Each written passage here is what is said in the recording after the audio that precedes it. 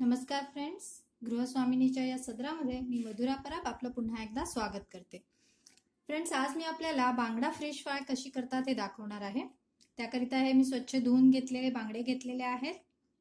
त्याला मी साधारण 15 ते 20 मिनिटं मीठ लावून ठेवलं होतं. अर्धा ते पाऊण चमचा मीठ लावलं होतं. आता याला फ्राय करण्याआधी याच्यावर आपण काही कृती करणार आहोत.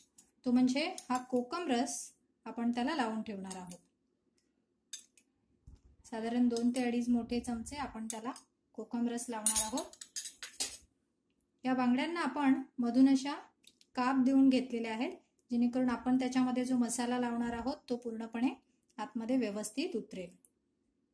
आता याला आपण कोकम रस लावून ठेवलेला आहे. हे साधारण आपण 10 मिनिटं ठेवणार आहोत. फ्रेंड्स, अशा पद्धतीने आपण या बांगड्यांना जो कोकम रस लावून ठेवला होता तो साधारण 10 मिनिटं आपण लावून ठेवलेला आहे.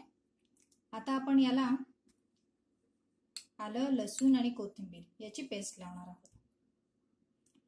बांगड्याने एक प्रकारचा उग्र असा वास येतो, तर तो वास घालवण्यासाठी आणि आणखीन टेस्टी आणि टेम्पटिंग बनवण्यासाठी आपण यालाही आलं लसूणची पेस्ट लावणार आहोत. यामध्ये मी साधारण लहान छोटा चमचा हळद टाकते आणि मालवणी मसाल्याचा मी यामध्ये वापर करते, साधारण 1 चमचा. आपल्या चवीनुसार आपण याचा तिखटपणा वाढवू किंवा कमी करू शकता. याला आता हे बॅटर व्यवस्थित लावून घ्यायचं आहे आणि आपण ज्याला चिरा दिलेले आहेत त्यामध्ये आपण हे व्यवस्थित भरून घेऊया. जितक्या योग्य पद्धतीने हे बॅटर याला लागेल आणि जितका जास्त वेळ आपण हे ठेवू तितकं हे फिश चांगल्या पद्धतीने टेस्टी होणार आहे. लगेच आपल्याला जर करायचे असतील बांगडे फिश फ्राय तर आपण हे बॅटर किंवा हे मॅरिनेशन लावून आपण त्याला फ्रीजमध्ये 10 मिनिटं ठेवलं तर ते लगेच होईल. अदरवाईज आपल्याला त्याला साधारण 15 ते 20 मिनिटं ठेवावं लागेल हे बॅटर यामध्ये मुरण्यासाठी. अशा पद्धतीने मी आणखीन 10 मिनिटं ठेवून देते.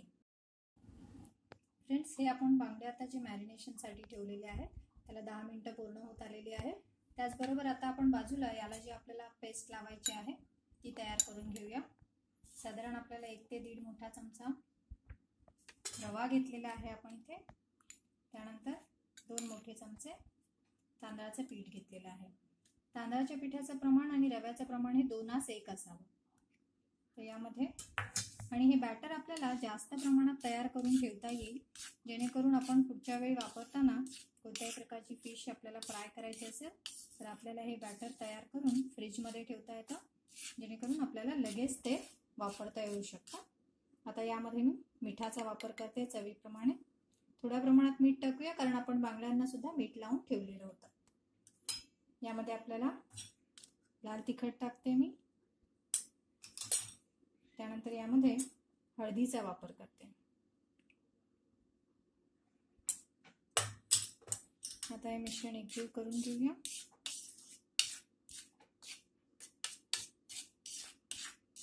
अशा पद्धतीने हे मिश्रण आता एकजीव पद्धतीने तयार झालेलं आहे. आता आपण याला बांगडे याच्यामध्ये डिप करून फ्राय करणार. फ्रेंड्स, आता हे मॅरिनेशनही झालेलं आहे आणि आपल्याला याला लावण्याचं बॅटरही तयार आहे. आता आपण हे फिश फ्राय करून घेऊया. एका ठिकाणी मी पॅनमध्ये तेल गरम करायला ठेवलेलं आहे. ते चांगलं कडकडीत गरम व्हायला हवं.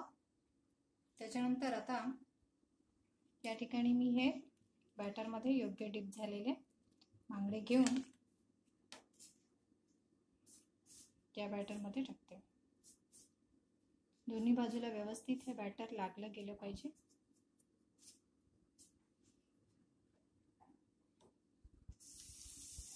अशा पद्धतीने सुरुवातीला तेल चांगलं गरम असलं पाहिजे.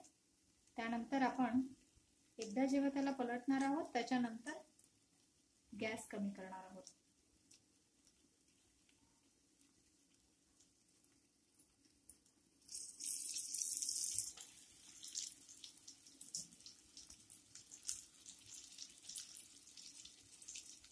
प्रमाण आपण जे बॅटरचं बनवतो आहे ते योग्य प्रमाणात घेतलं तर याला असणारं हे बॅटर व्यवस्थित चिकटणार, ते निघणार नाही.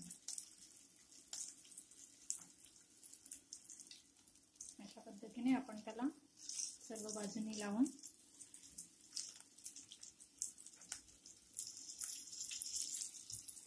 फ्राय करतो आहोत. फिश फ्राय करताना एक गोष्ट लक्षात घ्यायची, आपल्याला तेल योग्य प्रमाणात वापरलं गेलं पाहिजे. फार कमी किंवा फार जास्त तेलात हे तळून चालणार नाही. या ठिकाणी मी साधारण 1 बाउल तेल आपण वापरलेलं आहे.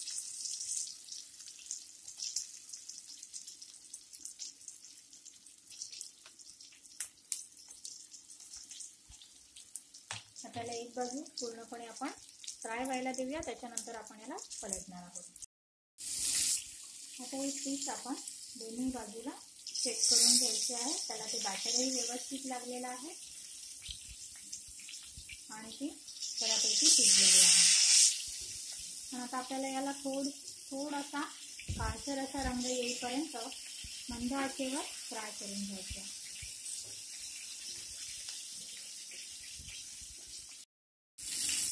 अशा पद्धतीने फिश आता योग्य प्रकारे दोन्ही बाजूनी फ्राय झालेली आहे. मी आता ती काढून घेते.